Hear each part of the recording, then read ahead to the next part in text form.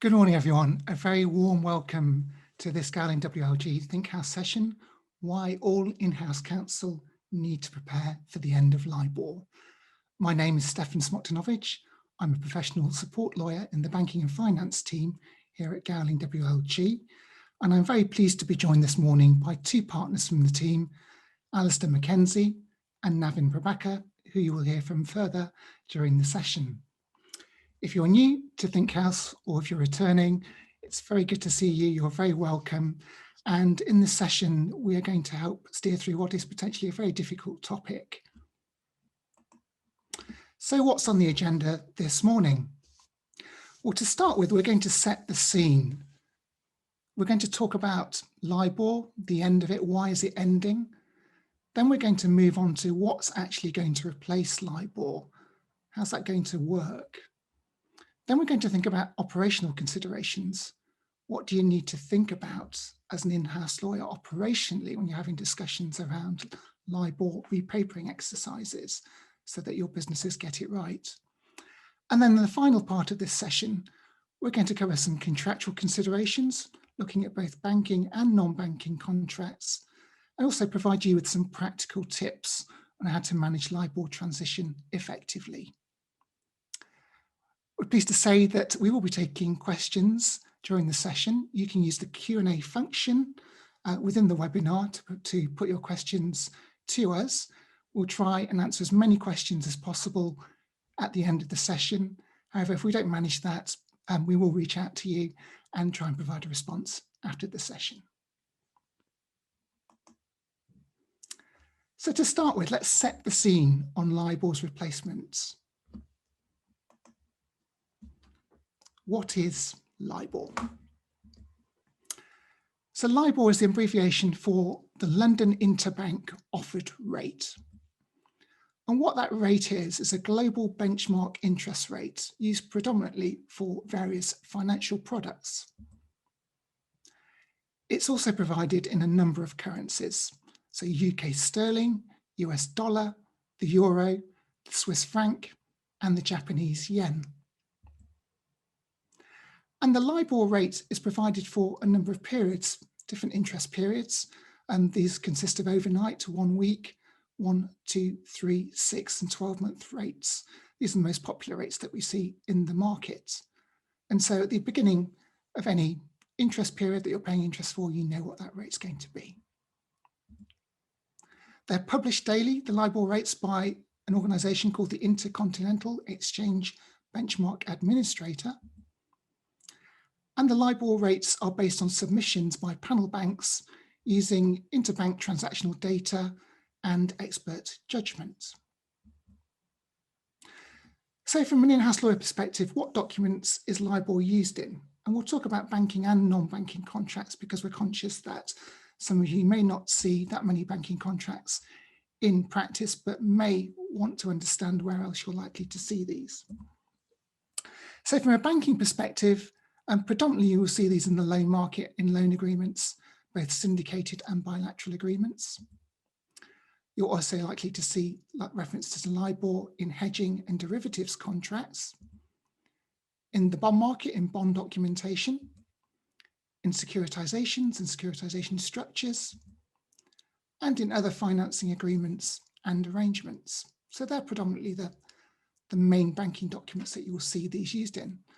But what if you're not dealing with banking documents? Well, you may see LIBOR referenced in intercompany loan agreements, for example. You may see them in other commercial contracts, framework agreements, project contracts. All manner of contracts might have LIBOR references in, either by design or just because it felt good at the time to put a LIBOR interest rate into a contract. Sale and purchase agreements may have references to LIBOR in, whether as an obligation or a right, but also it may appear just generally within an agreement. And also thinking about internal guidance notes, particularly for those of you in the banking and lending community, and also customer-facing product notes. So a whole wide range of agreements to think about and where this could potentially come into play. So why is LIBOR actually disappearing? Why is it going? And Andrew Bailey, who's now the Governor of the Bank of England, gave a speech in his role at the Financial Conduct Authority back in July 2017.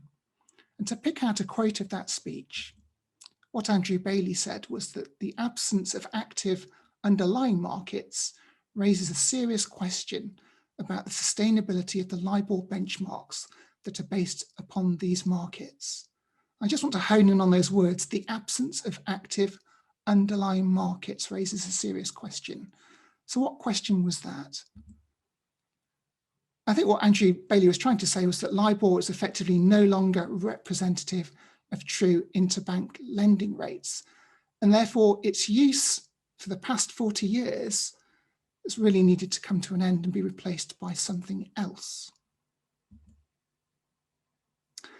And so in terms of thinking about next steps, we need to understand when LIBOR is going to go, because we need to know what the end dates are going to be in order to plan for the future. And there are a number of dates to think about here. The first key date that is coming down the tracks pretty quickly is the 31st of December 2021, when a number of LIBOR rates will permanently cease to be published. Also, on the 30th of June 2023, we will see a number of other rates ceasing to be published. And we might see some rates moving to what are called synthetic rates, which I'll explain in a moment. But to focus back on this first date, this 31st of December date. So what's happening at the end of this year is that LIBOR will disappear for all euro and all Swiss franc LIBOR rates. And then for sterling, for US dollar, and for Japanese yen, some of the rates will also disappear. So they will no longer be published. One thing to bear in mind here is that the euro LIBOR rate is separate to a rate called Euribor. And you may see Euribor referenced in contracts. We are expecting Euribor to continue for a while beyond 2021, albeit we also expect that rate to be replaced in due course. The next date, 30th of June 2023, we are seeing this US dollar LIBOR rate disappear for overnight and 12-month rates, 12-month tenors only. And that leaves some of the commonly used rates in the market, the 1, 3, and 6-month tenors for sterling LIBOR, for Japanese yen LIBOR, and for US dollar LIBOR. And what's happening is that there's been an acknowledgement in the market, but that where you have very complicated contractual arrangements, it may not be possible to get all the documents amended for the phase out to happen in time by this 31st of December 2021 deadline.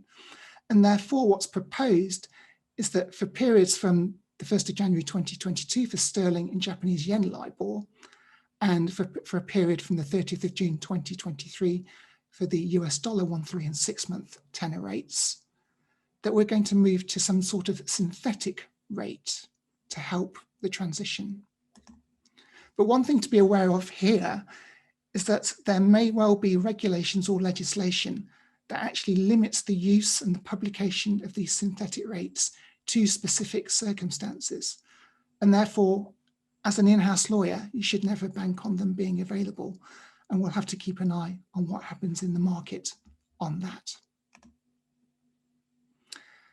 So we've seen that LIBOR is going to be phased out. What are the consequences of this? And the big consequence here for all in-house lawyers is that LIBOR references in contracts will, on the whole, need to be amended. As I explained, there will be hopefully some dispensation for some tough legacy contracts, complicated arrangements. But the thing to note here is that the parameters are far from settled, and therefore we're waiting to see how that develops. We've already seen active steps taken in the UK market, and from Q2 this year, LIBOR reference loan agreements no longer exist. All new loan agreements have to be based on the new rates, which I'll explain later.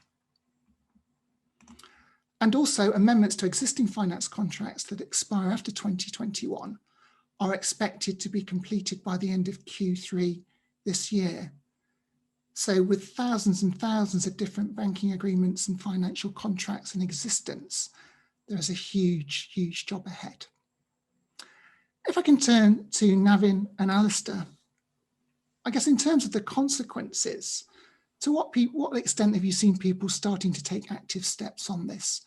And if there are hesitancies around that, what are the reasons for that and how's that being overcome?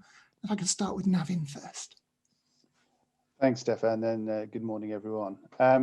I'll pick up on the lender side if Alistair wants to cover what we're seeing on the borrower side. I think naturally lenders, and when I say lenders, I'm mainly referring to clearing bank lenders, are keen to transition all of their loan assets across to the new risk-free rates as soon as possible, given the deadlines that you've mentioned, Stefan. So I think it's fair to say that, probably in and around Q4 last year, lenders were not seeing much uptake from borrowers to transition across, and you can understand that, partly because the various working groups working on the risk-free rates were still finalising the finer details, but also because the Loan Market Association, so that's the LMA, only had very early exposure drafts of the updated industry recommended form of documents. So borrowers and probably lenders probably wanted to let the dust settle a bit. But we are at that stage now where the LMA now have recommended forms of drafts for the switch mechanics to the new rates, and also for day one risk-free rates. The lenders did, or at least should have, sent out letters to all of their borrowers, notifying them of the upcoming changes and inviting them to get in touch. And the clearing lenders, we know, they have dedicated in-house teams that are geared up, ready to talk to borrowers through what LIBOR transition means, along with an explanation of the calculations and what this means, or what it should mean, from an economical perspective. And a key message that the Bank of England and various parties are keen to get across is that the objective and the intention here is to ensure that following the transition to the new rates, it should be economically neutral for borrowers. And Stefan, you'll come on to explain shortly what that total sort of new interest package will comprise of. Another reason for the delay may have been costs. We've also heard from a couple of lenders that because LIBOR transition is market driven and not by the individual borrowers, that some of them are willing to pick up the costs of implementing the new risk-free rates, but with the caveat that so long as the borrower doesn't seek to renegotiate other parts of the document or the transition language itself. So activity is ramping up rapidly now, and lenders will be keen to amend docs as quickly as possible. We've heard from one lender that they've got over 15,000 loan documents to amend before the end of the year. So early engagement really is critical. Thanks, Navin. Yeah, I would second that completely. I think it's very much a sort of lender-driven process. I think the market transition is such a step change in pricing. It certainly is a process that the lenders and finance providers will be driving. They've certainly stepped up a gear or two since the start of the year, and that's rightly so, as the deadline, if one wants to think of the 31st of December as a sort of hard deadline, comes into the horizon. And I think a lot of corporates, lest we forget that they've been struggling with all that's been going on in the wider pandemic and the impact that's been having on their business, some positive, some negative, but many businesses and sponsors have had to recalibrate their businesses over the last 12 months, including their finance packages. So I think that has probably had a lag effect on some of the uptake, certainly from what we're seeing. But now lenders are driving the process. They're really reaching out to all their corporates. I think it's probably different scenarios in certain circumstances. So if you have a club of lenders that are providing to your business, there needs to be symmetry between each of those lenders within the club before they can approach you. And if you are if you're borrowing from on a unitranche structure or a more sophisticated structure, then you need to see the interplay between maybe your private credit provider and also maybe your clearer or whoever's providing super senior liquidity. So there is definitely some interplay on the lender side before the corporates can engage. And then, as Navin said, the market is finding its feed. Some of the mechanics that Stefan will come and touch on, they are really at a fledgling stage, and so the hesitancy that one might be seeing from the borrower side is understandable. No one really wants to be the first to dive in and potentially not get the best deal they could do when there is still a little bit of time before the deadline. Sure, thank you both. I think that's why it's important for certainly us as a law firm and for wider industry to try and educate the market around this, which brings us very neatly onto the new rates. What are these new rates, these replacement rates for LIBOR? How are they going to work? How are they going to fit into contracts? Can you just slot the new rate in? And we're going to spend the second part of this session exploring all of this. So to begin with, let's talk about what the new risk-free rates are. And what you'll hear in the market are terminology around the words risk-free rates, and RFRs. These words are used pretty interchangeably. And so what are these new risk-free rates?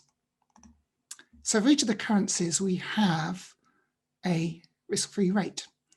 So for sterling, that rate is a rate called SONIA, and that is published by the Bank of England. In the US, for US dollar LIBOR is replaced by a rate called SOFR. For Swiss franc LIBOR, that LIBOR rate is now replaced by a rate called SARON. For the euro, we will have a rate that's called ESTA. And in Japan, for the Japanese yen, the LIBOR rate will be replaced by a rate called TONA. And Navin, if I could turn to you again, in terms of basic level understanding of risk-free rates, why is it important for in-house lawyers to get a basic good grasp of what these are? Yeah, as you've sort of already alluded to, Stefan, this doesn't just affect loan agreements. So there are a lot of sort of other commercial agreements out there that reference LIBOR. So even if you don't have exposure as in-house counsel to the financing arrangements of your company or your group, then it could affect you in other ways. I also think it's important in terms of raising awareness to the extent required and managing, informing internal stakeholders. Most of your finance directors, CFOs, treasury teams, they'll all be aware of the LIBOR transition, so they'll know the why and the when. However, they may not know the how. So the intention of today is to really give you the background, some of the theory, and some of the drafting principles. And we do appreciate that some of this will be new to some of you, and for others it will be about consolidating existing knowledge. But hopefully you will all take something away from this session. It's to arm you to be able to have those internal conversations, to start to assess the size of the task for your businesses, which we can support you with, but also really to evaluate when is the best time to implement any changes in line with your company's treasury strategy. Thanks, Navin. And Alistair, do you have anything to add to that? No, only to sort of re-stress the fundamental step change. So when people are saying, well, what is all the fuss about? I think one can't underestimate the question marks that have been raised over the old rate and how it operated, and then how many more players and participants have been involved in creating the new rate. So whereas formerly you would maybe have one access screen point, a number of banks giving the rates in various currencies, and that would produce your LIBOR number, now you're looking at different institutions, government institutions. Some of them are independent institutions, and they are coordinating the rates between themselves. So it's far more of an international and concerted effort, and therefore being familiar with the jargon and the interplay and how that all feeds back into the documentation that's relevant to your business is very, very important. You may have funded or borrowed in dollars or in sterling, all under LIBOR. From now on, and certainly once these changes all come through, you'll have different rates applicable to each of those currencies, and that's a very major change in the way the market operates. Absolutely. So it's going to be important to think about how LIBOR works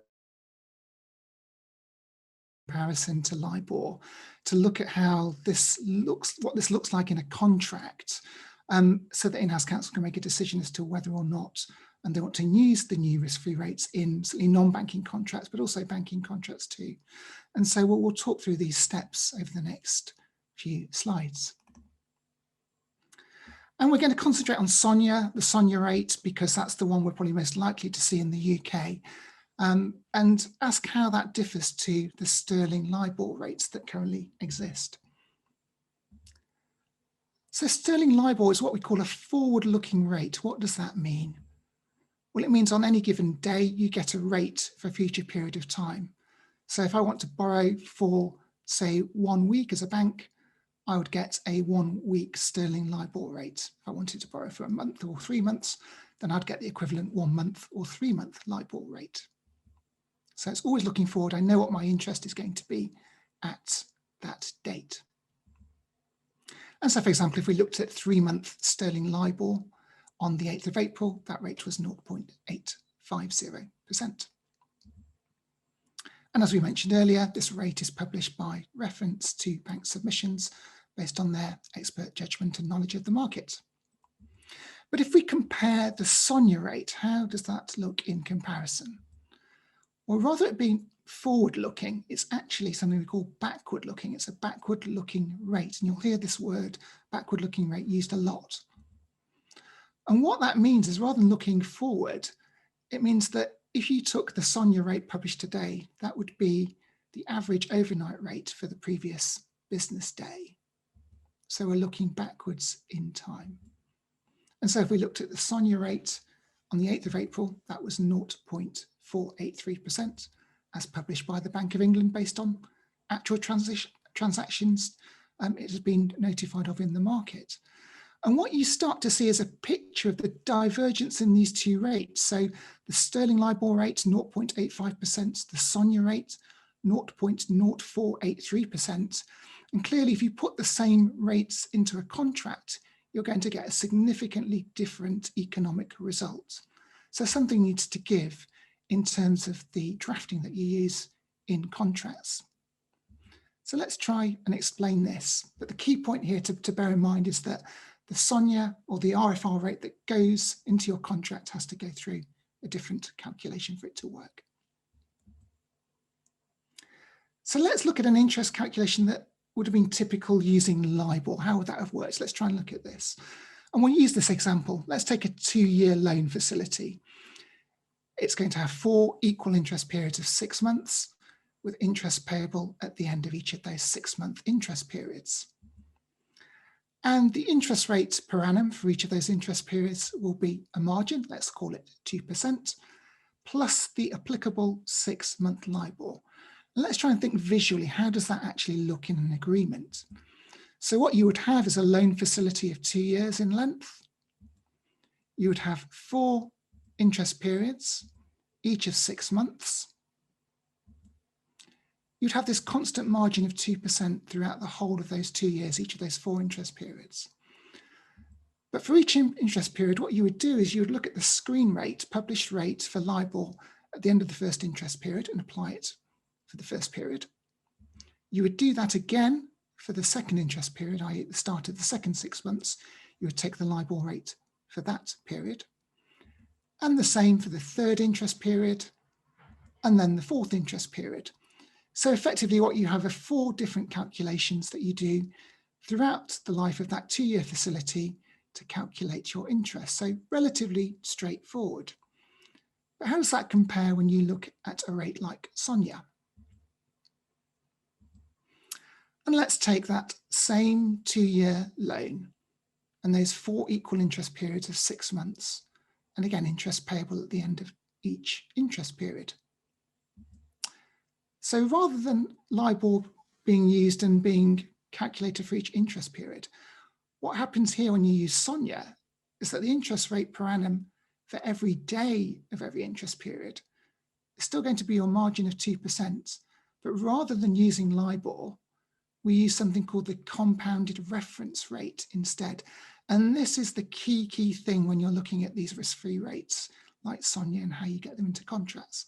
So let's do a visualization on screen of how this looks. Let's build this up for you. So again, we have this loan facility of 2 years in length, so exactly the same as we saw before. We still have our 4 interest periods, 6 months each, interest repayable at the end of each of those interest periods. We've still got our nice constant margin of 2% throughout the life of the 2-year facility. But here's where it changes. The compounded reference rate, so the rate that's going to replace LIBOR, has to be ascertained daily rather than the start of each interest period. So through each 6-month interest period, you're having to do a daily calculation to work out what your daily rate is that you have to apply. And so the upshot here is that because this rate is ascertained daily, rather than at the beginning of each interest period, the drafting of the interest calculation language is going to be significantly different when using SONIA or a risk-free rate than when you use LIBOR. So when we're looking at banking transactions, we're thinking about the methodologies that are building up in the banking market. When we're looking at non-banking transactions as an in-house lawyer, we're thinking, actually, do I want to use that methodology or do I want to use something else? And we'll come on to that shortly. So what is this new compounded reference rate? Again, you'll need to understand or have a basic understanding of how that works. So as a reminder, we have a new interest rate per annum for each day in each interest period. And we said that was a margin, for example, 2%, plus this new compounded reference rate. And that compounded reference rate is then split into two key components. The first component is the daily non-cumulative compounded RFR rate. That's really a bit of a mouthful, so let's make that simple. Let's call it the daily rate. And then added to that is something called the credit adjustment spread. So we need to know what the daily rate and the credit adjustment spread actually are to understand how it works in a contract. So let's take the daily rate first. And to calculate the daily rate, this is derived from the new RFR rate, for example, SONIA, but it's done so by a set of 3 calculations. So we're not just looking at a nice simple LIBOR calculation for these purposes. What we're looking at is a set of 3 calculations. What actually happens is that we take these risk-free rates, the SONIA rate, and we have to do a calculation. We have to annualize, accumulate, and compound the rate to start with. And then with the result of that, we have to do another calculation. We have to unannualize it. And then we've got another calculation. We've got to uncumulate it. So we have 3 different steps, and these are backed up by different formulae. And what we'll be providing after the session is some additional materials to explain this in more detail. But for these purposes, we'll try and keep this relatively simple. So 1 daily rate, 3 steps to calculate it. Then we have to think about adding the credit adjustment spread to that. So what is that? So this is really an additional margin percentage to reflect that there's a difference in the way that LIBOR and a risk-free rate, for example, SONIA, are calculated. And this is something that we are starting to see and have seen in finance agreements. So a good point to pause with that information on screen. Alistair, if I can come to you. What are the really key things that in-house lawyers need to understand about these mechanics when they're having conversations with finance directors, CEOs, external parties? Where would you start? Yeah, it's always a tricky one. I mean, I think the 3 sort of fundamentals are, first of all, the mechanics are completely different to LIBOR. So just a massive step change away. It is look back rather than look forward, and that's really, really key. So you're approaching your interest determination in a very different way. Now, Navin said earlier, the ultimate aim here is there is no there's economic neutrality in the end number, the end amount of cash one might have to pay if you boil it down to a practical level, but the mechanics are completely different. So on a conversation with a finance director, one might say, well, look, with LIBOR, I knew exactly how much interest I was going to be charged at the start of my interest period. I can build that into my cash flow model. That's not a problem. Is that a problem now? Well, in theory, you don't know exactly down to the pence and the pound how much you will have to pay at the end of the interest period. However, there should be certainty that it will be within the sort of the bandwidth that you've seen over the last 18 to 24 months of whatever LIBOR rates you've been paying on your various facilities or products. So that certainty should be in there, but there is definitely the mechanic that actually we won't be able to clarify the specific cash amount until we get much nearer to the interest payment date, albeit it builds on a daily basis. Secondly, of course, there is the mechanic itself. There's a lot of jargon in there, a lot of terminology. So I would say a key thing is maybe you don't need to understand every single minute detail, depending on your role and how you interplay with it within your business, but you certainly want to be familiar with the key terms, specifically the daily rate and what sits behind it, the 3 stages to producing the ultimate daily rate, and also the separate item of the credit adjustment spread. I think the most common question I'm getting at the moment is, well, where's the market on the credit adjustment spread? I could name 5 different lenders who do 5 different things. And that is the tricky thing that you will all be facing at the moment, is there is no one central, this is hard and fast as to how credit adjustment will fit into our documentation. So those are probably the key mechanical things to have in your mind in your internal and external discussions. Sure. And I guess getting all parties on the same page on this is going to be really important. Navin, anything to add on what Alistair's said there? Yeah, no, I think it's absolutely right on credit adjustment spread. It does depend from lender to lender and even from borrower to borrower. By way of example, on sort of the four recent deals that I've executed, they had 3 different clearing bank lenders, and there was no credit adjustment spread, and that may well be because the whole commercial terms were being revisited and it was baked into the overall margin. But we have also seen that a fixed credit adjustment spread that will apply depending on the interest period length being chosen. So you do need to seek clarity, or the FD does need to seek clarity from lenders in terms of how that credit adjustment spread is made up. Has a part of it been baked into the margin? These are the kind of questions that need to be asked. But coming back to the sort of first question, as Alistair sort of said, this is really the definitions and formulae that sit behind all of this. They are complicated, and we wouldn't expect you to have necessarily an intimate knowledge unless finance is your specialism. But the one thing to be aware of is timescales. Considering you need to consider how all of this fits in with your finance and treasury strategy. So if you are about to amend or extend your facilities, then your lenders will want to put you on the new risk-free rates. And if you're not ready to move to that right now, then perhaps consider delaying any material amendments. There is always an option of putting a switch date into the document so that LIBOR continues now, and you switch across to the new risk-free rates on or before the 31st of December. So it's really about having that conversation with your finance team to see what sort of fits in best for your business. But I would also say that there are some really good slides available from the Bank of England, apart from ours, of course, that set out the background to all of this, which may be more appropriate for colleagues with a finance rather than legal background, and we'll include that in the pack that we'll distribute after this session. Yeah, absolutely, and that will help break down it will show some example calculations so people can understand how that would work with a sort of almost a real life situation. So there are some key points. Thanks, Navin. Thanks, Alistair. Some key points to flesh out here. You can't really just delete an existing reference to LIBOR in a contract and write SONIA or RFR in its place. It's really not going to work. And there are standard wording and formulae in the market for this daily rate calculation.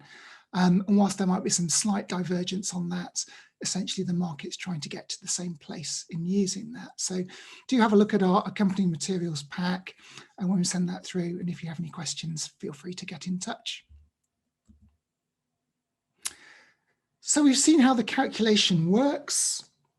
Let's think about the appropriateness of these calculations for all types of contracts, banking and non-banking contracts. So we've seen the mechanics and calculations for risk-free rates are very complex, lots of stages to jump through. And so perhaps avoid using these rates where there is a simpler alternative that works better for you. And Navin, Alistair, if I can come back to you both. Navin, in terms of banking contracts, Alistair, non-banking contracts, what alternative rates are you seeing being used in banking and non-banking contracts, Navin?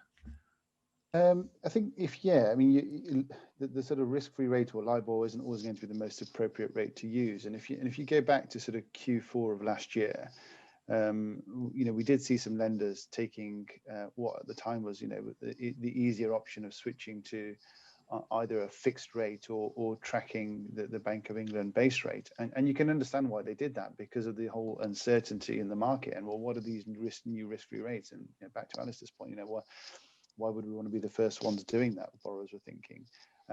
But some lenders, they also look at debt sizes for thresholds. So, for example, if the bank debt is sub 10 million, or if the loan's documented on bank standard documents, then you may well see a fixed rate or a sort of Bank of England linked overall interest package. But more recently, we are seeing, we have heard of lenders are now having to give an option of fixed rate or the SONIA, or the relevant risk-free rate, even on smaller loans, which are governed by standard terms and conditions. So you'll probably start to see more of that coming through into sort of the more standard bank documents. Super, and Alistair, non-banking contracts. So I guess some of it might depend on whether or not you're trying to pass through a rate. Now, for example, if you've borrowed based on SONIA and you want to put that into an intercompany loan arrangement, you might want to historically have used LIBOR to match a LIBOR-based banking contract. But generally, what are your thoughts? Yeah, no, for some documents that I've seen, it's actually quite a headache, because they were passing through LIBOR rates, which will now become far more complex, because overarching or underlying documents and agreements are having to transition to SONIA in one area, SOFR in another area. So the general trend is to try to move to fixed rates wherever possible, or seek other recutting of economic terms, whether you're moving some of the return into fees or you're repricing based on other measures. So, for example, the HMRC for sterling denominated liabilities publishes a rate, but that changes far less frequently and tends to run per tax year. So there are options out there, but it is a bit of a headache. That the key thing is just diligencing where those references are in your direct finance documents, and then just thinking those through as to what the best option is for your business.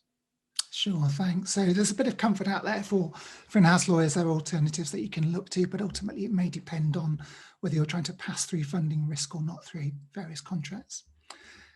What you may also see being talked about in the market are alternative forward-looking rates. So, for example, there is a SONIA forward-looking rate, which is similar to LIBOR, i.e. it looks at the future. You can ascertain a rate on today's date for a future period of time.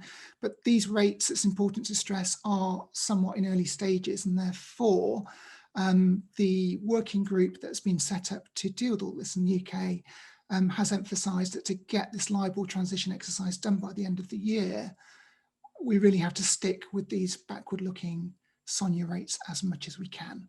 So they may come into play down the line in years to come, but for the time being, we're very much focused on the sort of the backward-looking rates. So that's had a look at the new risk-free rates, how they work, what the calculations look like, some considerations when you're looking at contracts. What about operationally? What do you need to think about when you're talking to internal stakeholders? And there's a fair bit to think about here. So we'll just go through this on the next couple of slides. The first one is your systems. So if you're going to put SONIA into a contract where you want to check calculations using SONIA or a risk-free rate, your systems will need to be able to handle and check those calculations. And moreover, they will need to be able to check them as actually documented in your contracts. And what your contracts might also have, and banking documents typically will do, are fallback rates. So for example, if the SONIA rate isn't published for any reason, or there's a systems failure, a fallback rate to say Bank of England base rate or a similar rate instead. So operationally, you will need to be able to handle both the principal rate that you're using, but also any backup rate. The next thing to think about is, well, what if I can't, what if I don't really want to handle all these calculations? Do I need someone else to do this for me? And particularly, I think for people who are handling loans and having to do calculations around loans or other financial products, consideration might be needed around whether or not you need some kind of calculation agent to do that or not. If you can get your systems in place to deal with that, then that's probably going to be more straightforward because you don't have to worry about having to handle someone else. But certainly, if you're becoming overwhelmed by this, you don't have much time to get this through, it may be useful as a temporary stopgap or as something that you use. Also think about what calculations you're actually responsible for producing. If you're a lender or facility agent, they will be clear in your documentation. But in commercial contracts, it might not be so clearly defined, and you might need to think about that. And that's going to be particularly important in terms of liability. What happens if you get the calculation wrong? Do you want to incur any liability for that? So thinking not only about responsibility, but also liability, and carving out liability where you need to is going to be important. The other thing to think about, and something we might not necessarily think about at day one, is, well, if I'm dealing with another party and they're calculating an interest rate based on a new risk-free rate, can they actually handle that? You know, have they got the systems in place? So that's a useful conversation to have up front, just to make sure that everybody is set up okay. And the other thing to consider is that there are calculator tools available. We've put some of the links to these in the materials that we'll provide after the session. And I would point out some pros and cons of this. Obviously, free to use tools are good. You can just plug in numbers and you'll get to the interest calculation you need to. But it's important to think about a few things. The first thing is that the official SONIA rate is published by the Bank of England, and the Bank of England will then license out the ability to publish that rate to official counterparties. So, for example, the current administrator of the LIBOR rate is expected and actually has started to publish some SONIA rates. But that needs to flow through your agreement. Your agreement needs to say which screen rate you're actually looking at. So that's going to be important. The other thing is that where the publication of rates is licensed out, what you may see are parties thinking, well, I know we've got different types of contracts that use certain types of methodologies. We can get to an answer on what the overall interest rate is quickly using different calculator tools. So some of these are emerging in the market. And the thing I would say about these is that they are very useful to get to the calculation number quickly. But again, if that calculation's wrong for any reason, you've got to think, well, did I actually take the rate from the official source, from the Bank of England source, from the daily SONIA rate? You know, is there liability here for me if I get it wrong? So just a note of caution if you are going to use those kinds of tools. So there's some operational considerations. And moving on to the final part of this session, we want to focus on contractual considerations for you and provide you with some tips on how to manage the process. And we're going to split the contractual considerations into both banking documents and non-banking documents, and then provide some tips around the whole part of that. So let's start with banking and finance agreements and key considerations. So we've mentioned there's a new calculation. Potentially you need to put the new calculation into the agreement in a way that it switches on a specific date. And you may say have a loan agreement, and you might have something like an interest rate swap agreement. Your business might have that. And the question there is, well, do they match? Does the RFR calculation and your switch date actually match? And Navin, why is that important? Why have people got to think about not just the new rates, but actually when it switches and how it applies in different types of finance agreements? Yeah, I think, I mean, on that question, I think that the phrase that kind of springs to mind is that, you know, you can't compare apples with pears. It's extremely important that when you've got multiple debt instruments, to ensure that you're working off the same rates in all of them. A lot of finance documents do talk to each other. For example, you know, increasingly ISDA agreements are linked to loans. So having references to sort of risk-free rates in one product and LIBOR in another linked product will lead to a mismatch. So it's really important to consider your debt documents as a whole and not look at them individually in silos. It really is important that you have the same rates that apply to each product. Thank you.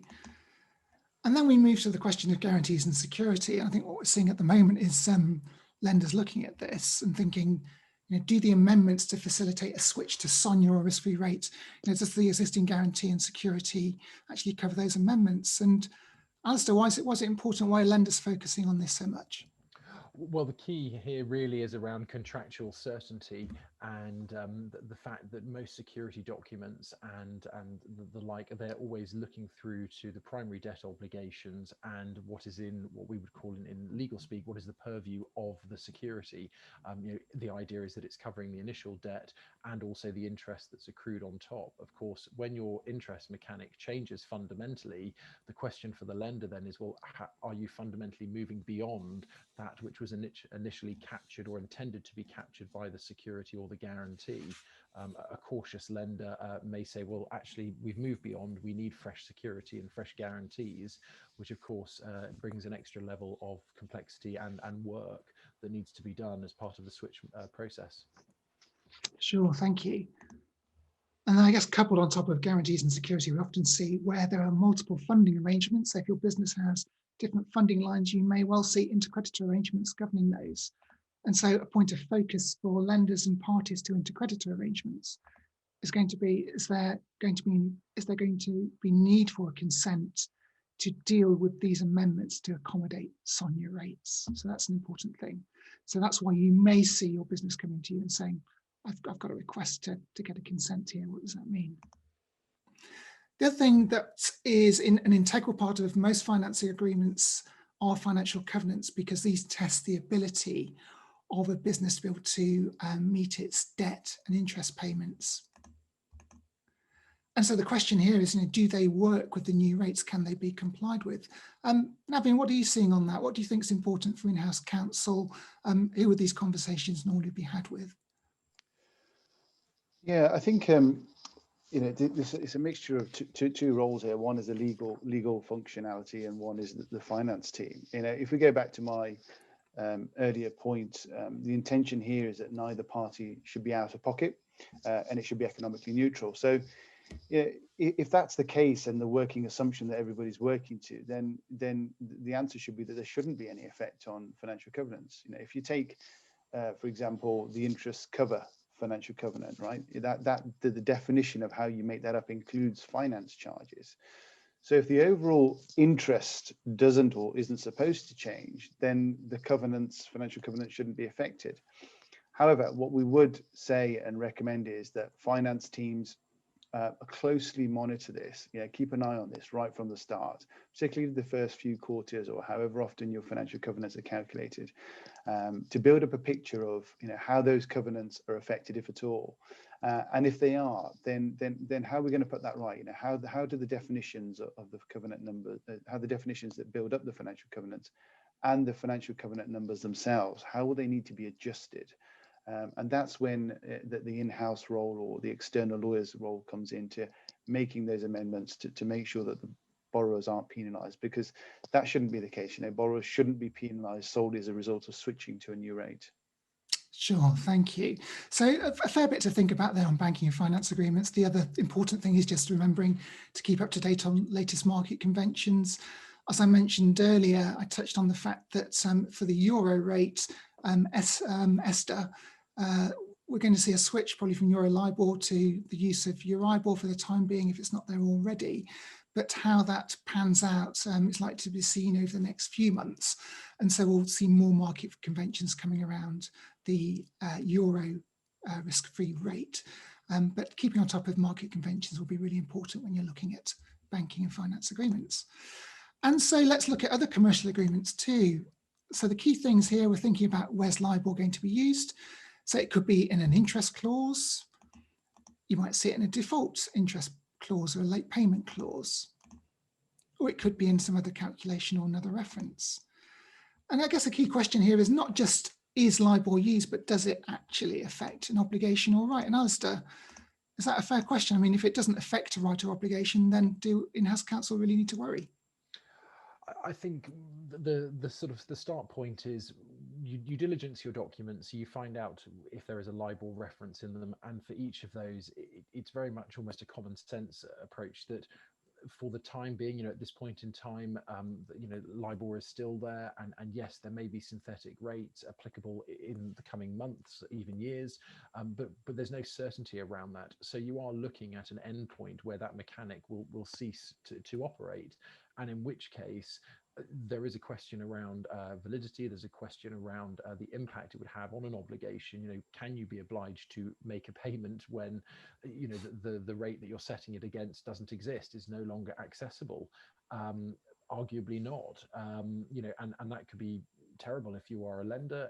You know, it could also put you in a tricky position if you're a borrower, but then you've got back-to-back arrangements where, you know, you're passing money on, you're pushing it through group companies that may operate slightly independently within your structure. So it is definitely one where there's thought and consideration needed.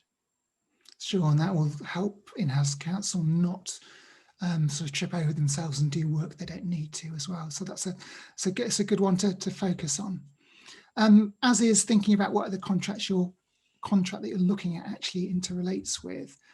You know, if you've got a contract that says LIBOR and it's going to affect an obligation or right, you know, what other agreements are referenced in that contract? Do you need a consent or waiver to make an amendment to that underlying contract? So same kinds of considerations that we saw for banking documents. And then I guess for guarantees and security, we're looking at whether the guarantee or security will cover the amendments, whether we need confirmations, and whether we need new security and guarantees. And Navin, these are essentially the same questions that we're seeing for banking deals, isn't it? Yeah, absolutely. You know, you've got to look at each of these on a case-by-case basis. Go back and look at what were the intended guaranteed obligations, what were the intended secured liabilities. With what you're doing now, will that still be covered? So it's back to what Alistair was saying about considering it on a case-by-case basis to understand that will those still continue to guarantee and secure obligations? Sure, thanks. And then thinking about what should I amend reference to LIBOR to, we've talked already this morning about whether to use the new risk-free rate, but it may be more appropriate to use a more fixed rate, a central bank rate, or some other kind of margin. But also, what's the risk if you don't amend the contract? You've got a commercial contract, it's got LIBOR in it, it affects a right or obligation, it's a material contract. What's the risk if you don't do anything? Or potentially you've got an interest clause that might not be enforceable because the LIBOR rates aren't going to be published. So you'll have no source of reference by which to calculate your LIBOR rate in a contract.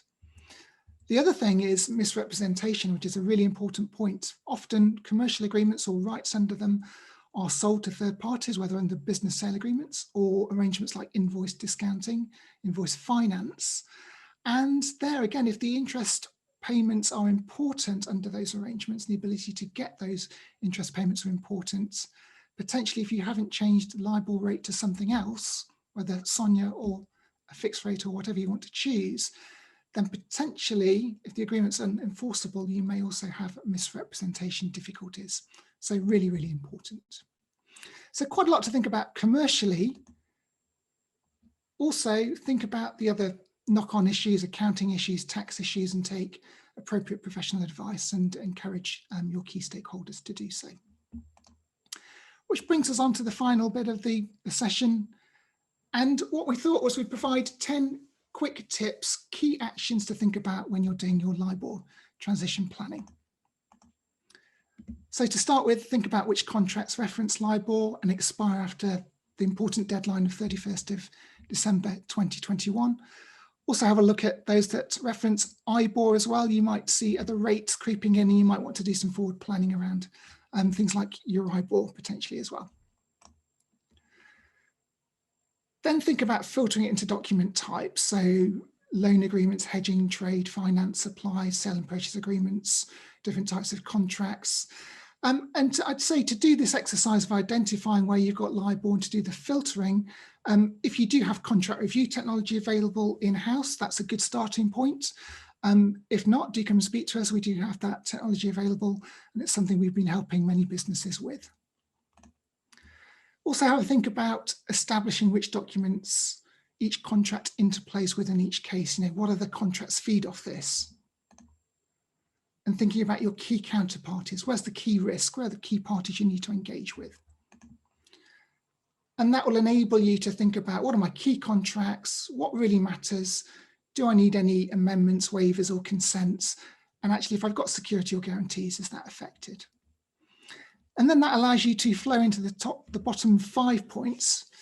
And the first one of those is engaging early, as we've seen already. And that includes in all relevant jurisdictions. So if you've got any cross-border aspects, thinking about that. establishing some kind of plan for taking your documents amendment process forward, and also agreeing costs on that. Agreeing what you're going to pay might be tricky, but engaging in conversation early will be important. Think about getting some heads of terms. As we've seen, it's important to try and break down these calculations into simple commercial terms so that we understand them. And that's going to help drive any drafting when you're looking at amendment processes. And also consider your changes to internal systems we mentioned earlier, operational considerations to make sure that implementation is smooth. And finally, to finalise and execute amendments. And there you have a 10-step process that will help you. Navin, Alistair, 30 seconds each, just a very quick tip. What's your key thing on each of, I guess if you were starting a LIBOR planning strategy from scratch, what would be your key point? And I'll start with Alistair and then go to Navin. Wow, communication. I think I would definitely say communication, both internally within your business, communicating, understanding exactly where LIBOR or other pricing benchmarks pervades and cuts across your documents, whether they're finance documents or commercial. It doesn't matter. You need to communicate with the relevant teams that would have those documents, and then bring that knowledge together, and then communicate with your third parties to understand what their minimum requirements are. Lenders, banks, private credit, they all have minimum requirements at the moment, and they will therefore be sort of held and holding you as a business to certain of those benchmarks. So you need to just communicate and start that discussion as early as possible. Super. And Navin, 20 seconds, quick tip. Timescales, you need to think about how this fits in with your wider financing strategy. Okay, don't leave it until Q4, particularly if you're a business that's very busy around Christmas. As lenders become busy over the next few months, amending lots of different loan agreements, their turnaround times might be slower. So it just reinforces the message, get on top of this as soon as you can. Wonderful, thank you. So 8 months, 3 days counting. It's goodbye to LIBOR. It's hello, Sonia and others. And the key message is to transition successfully.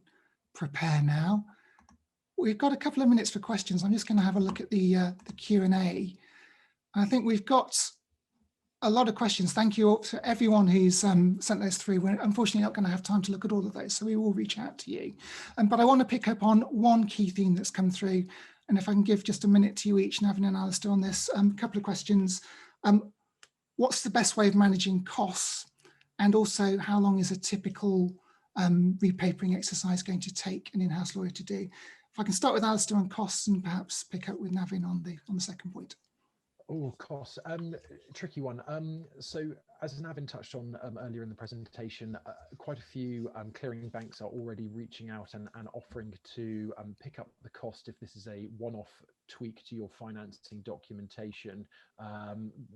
Hard to give a specific number because different banks are taking different approaches, but certainly if you're looking to tie this in with other amends, then of course the more you do, the more costly it becomes.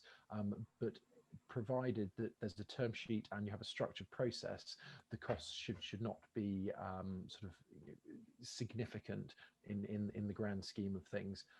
But yeah, very, very hard to say. There's no sort of one hard and fast, oh, it's a standard market price at the moment. I'm afraid that just isn't the case. Sure. And Navin, on documentation in terms of typical length for, I guess it's going to differ for banking and non-banking contracts. Yeah, it will do. You've got to look at it on a case-by-case basis. But just to give you a sort of raw recent example, we did a sterling loan based on an LMA document, 11 group companies. Took about 3 weeks, but that a lot of sort of commercial points were being renegotiated. So, you can do it quicker than that. It does depend if you're looking at multiple currencies, because obviously that will take longer to implement. And as you say, if there are commercial agreements involved, they're more bespoke and they will take a little bit longer to factor in. So yeah, it very much depends on the nature of the deal. Sure. Thank you both. That's it for questions. We will reach out to those who we've not been able to get to. But it just leaves me to say thank you to Navin, thank you to Alistair, and more importantly, thank you to everyone who's joined us this morning for this webinar. We hope you found it useful.